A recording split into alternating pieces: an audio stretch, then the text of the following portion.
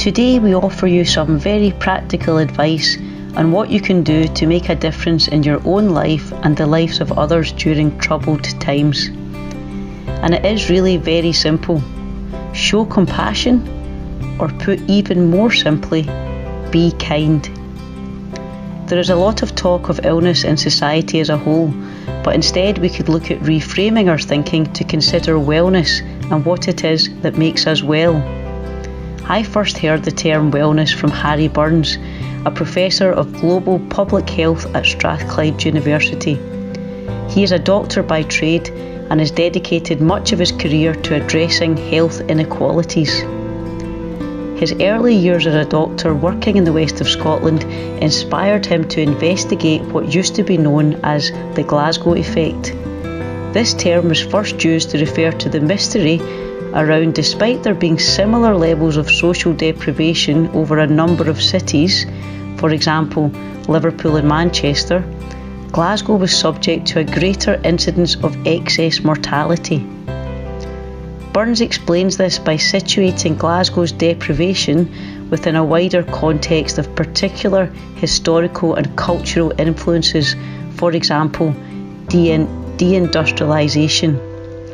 The closing of the Clydeside shipyards, known as the Workshop of the World, for example, led not just to poverty and unemployment, but also to loneliness and alienation. Burns suggests that it is in addressing this loneliness and alienation that we can break the cycle of poverty. Harry Burns promotes a salutogenic approach to creating wellness and addressing the problems that we have inherited from these times.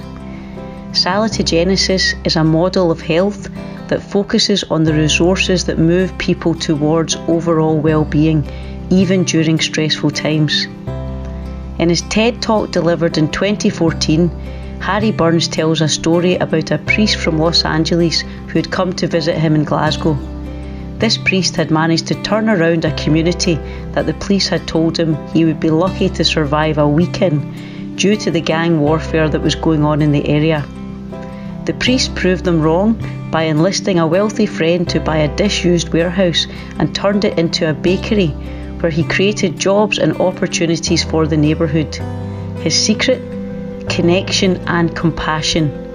By creating opportunities to connect people together and give them a sense of purpose, he managed to transform the fortunes of that community.